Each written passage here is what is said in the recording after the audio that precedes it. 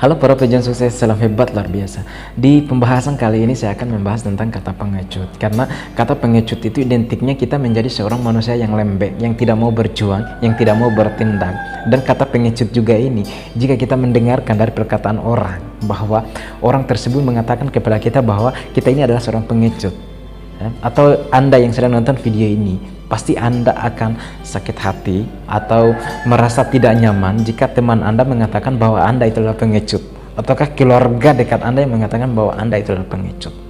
Ya, makanya kali ini yang saya bahas ini adalah tentang kata pengecut. Kita menghindari itu supaya orang di luar sana mengatakan kepada kita ini bahwa kita adalah luar biasa, orang yang berjuang untuk meraih kesuksesan, orang yang berjuang untuk meraih keberhasilan, sehingga tidak ada lagi perkataan yang tertuju kepada kita bahwa kita ini adalah pengecut. Ya, oke, langsung saja. Yang saya bahas kali ini adalah ada 3 pertanda bahwa Anda adalah seorang pengecut. Oke, sebelumnya jangan lupa like, subscribe, dan tekan tanda loncengnya ya, dan komen juga di bawah. Kita diskusi di kolom komen di bawah, oke? Oke, kita langsung saja ya. 3 pertanda yang saya bahas di sini ya, kenapa Anda adalah seorang pengecut. Yang pertama adalah Anda selalu takut hukuman. Ya, jangan takut hukuman. Jika Anda takut dengan hukuman, ya, jika Anda takut dengan impekan, ya, itu sudah pasti bahwa Anda itu adalah pengecut. Contohnya begini, jika Anda melakukan kesalahan, contoh mengikuti mengikuti training untuk meraih keberhasilan, contoh.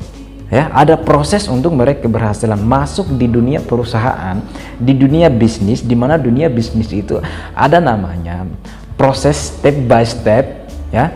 Dalam artian kita dilatih, dididik, di training. Di dalam training itu ya kita harus berjuang supaya kita tidak dikatakan pengecut, ya. Kita harus rela menerima hukuman apapun itu. Ya, impekan apapun itu yang diberikan kepada kita atau yang diberikan kepada Anda yang sedang berjuang, ya, Anda harus terima. Anda tidak boleh takut. Karena kenapa? Hukuman itulah yang membawa kita ke jalur keberhasilan nantinya. Hukuman itulah yang membuat mentalitas kita, ya, mentalitas kita semakin kuat. Karena kenapa? Karena adanya hukuman. Sejatinya begini loh, kita ini mau jadi pemimpin. Anda mau jadi seorang pengusaha, Anda mau menjadi seorang top leader, dalam artian pemimpin yang top, leader yang top, ya. Untuk menjadi seorang pemimpin yang top itu, atau menjadi seorang pengusaha, pemimpin itu harus Anda itu punya mental yang kuat, bukan mental yang lembek. Dalam artian sejak dalam proses Anda harus berjuang, tidak boleh Anda menjadi seorang pengecut. Anda harus menerima hukuman, karena nanti ketika Anda menjadi seorang pemimpin, bahwa Anda adalah menjadi pemimpin yang tegas, bukan pemimpin yang lembek. Ya. Jadi kalian paham di sini, nggak boleh takut hukuman, tidak boleh itu. Ya. Hukuman itulah yang membuat kita semakin berani, semakin maju terus. Hukuman itulah yang membuat kita agar kita berinovasi. Agar Anda melakukan inovasi, ternyata yang saya lakukan tadi adalah salah. Yang saya lakukan itu adalah sesuatu yang berdampak buruk ke depannya, makanya dihukum. Jadi saya rasa kalian paham di sini ya, para pejuang sukses. Jangan takut hukuman, harus terima. Melakukan kesalahan harus dipertanggungjawabkan, harus dihukum bagaimanapun dengan keras. Atau dipukul atau apapun itu, dimarahin, dibentak, harus terima, harus bertanggungjawabkan, jangan lari, harus berani di situ. Jadi itu yang pertama, yaitu adalah Anda tidak boleh takut dengan hukuman, supaya Anda terhindar dari kata pengecut. Ya, itu yang pertama. Terus yang kedua, Anda selalu membenarkan diri. Jangan selalu membenarkan diri Anda. Jika Anda melakukan kesalahan, ada orang yang lebih tahu dari Anda. Dalam artian berbicara tentang proses tadi, pasti ada leader, ya, ada mentor Anda. Mentor Anda sudah tahu mana yang baik dan mana yang buruk untuk Anda, karena mentor Anda itu sudah pernah melalui tahap proses sebelum mereka berhasil. Ya. Jadi, jika mentor Anda mengatakan bahwa yang Anda lakukan itu adalah salah, ya, jangan Anda egois mengatakan bahwa oh tidak, yang saya lakukan ini tidak salah, yang saya lakukan ini sangat benar, itulah proses. Anda itu selalu membenarkan diri. Makanya ketika Anda dikritik, ketika Anda diberikan penjelasan bahwa yang Anda lakukan adalah salah, Anda selalu mengatakan bahwa tidak, yang saya lakukan adalah benar. Itulah proses membenarkan diri. Hati-hati dengan kata itu, hati-hati dengan proses pembenaran diri itu ya. Proses pembenaran diri itu adalah menunjukkan bahwa kita ini selalu egois ya, bahwa Anda itu akan selalu egois dan tidak mau menerima pendapat orang lain karena Anda selalu membenarkan diri Anda. Ingat, manusia tidak ada yang sempurna. Manusia adalah makhluk sosial. Manusia adalah makhluk saling keterlibatan dengan yang lain. Orang lain menilai apa yang kita lakukan. Jika orang lain menilai yang kita lakukan itu adalah salah, maka dari itu kita harus menerima apa yang mereka katakan kepada kita sendiri.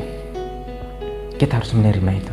Jadi saya rasa Anda paham di situ. Jangan membenarkan diri Anda. Jika Anda dikritik, terima. Apalagi yang kritik Anda itu adalah orang-orang yang sudah terbukti berhasil, orang-orang yang sudah terbukti sukses, yang sudah melalui proses rintangan tantangan ya, yang sudah merasakan baik buruknya proses. Jadi terima apa pembelajaran yang diberikan orang tersebut. Jangan selalu membenarkan diri Anda. Jadi Anda harus hindari pembenaran diri itu. Jangan selalu membenarkan diri Anda. Selalu terima apa penjelasan orang lain. Jadi saya rasa kalian paham juga di situ. Oke, yang ketiga adalah Anda selalu memikirkan kegagalan dulu. Jangan dulu memikirkan tentang kegagalan ke depannya. Yang harus Anda lakukan adalah mencoba dulu. Mencoba apa yang dilakukan orang-orang yang sudah terbukti berhasil, yang mengikuti proses tersebut. Lakukan dulu. Urusan kegagalan, masalah kegagalan itu adalah masalah belakang. Jika gagal ya kita lakukan lagi. Yang intinya adalah mencoba dulu, berjuang dulu. Nggak usah dulu berpikir tentang kegagalan ke depannya, nggak usah dulu. Yang Anda lakukan adalah mencoba dulu, lakukan dulu. Ketika Anda gagal, pasti Anda akan mendapatkan pembelajaran, pasti Anda akan mendapatkan inovasi ya. Kenapa saya bisa gagal? Sehingga Anda bisa mengetahui, oh yang saya lakukan tadi ternyata ada yang salah. Itulah pentingnya, itulah bagusnya ketika kita mencoba dulu sehingga ada pembelajaran, ada progres di situ. Ya. Asalkan Anda harus tetap konsisten dalam melakukan proses itu. Konsisten itu adalah melakukan terus secara berulang-ulang, tapi jangan hanya sekedar konsisten juga, tapi harus diadakan dengan persisten. Persisten yang saya maksud di sini adalah melakukan sesuatu yang secara berulang-ulang, tapi ada progres, tapi ada inovasi, sehingga ada perubahan di situ. Ada perubahan dari yang tadinya kalian tidak tahu menjadi tahu, yang tadinya Anda seorang pengecut menjadi seorang pejuang yang luar biasa. Makanya kenali 3 tanda ini, hindari 3 tanda ini, jangan lakukan sehingga Anda bisa keluar dari kata pengecut. Jadi itu dari saya.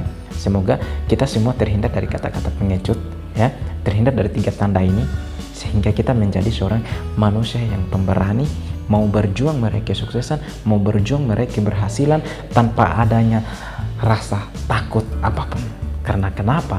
Kita melihat bukti ada orang yang betul-betul terbukti berhasil, maka kita juga pasti bisa berhasil. Itu intinya. Jadi itu saja dari saya. Sekian, terima kasih ya. Jangan lupa untuk like, komen, dan subscribe-nya ya, dan share juga ke teman-teman yang lain. Oke, selamat siang.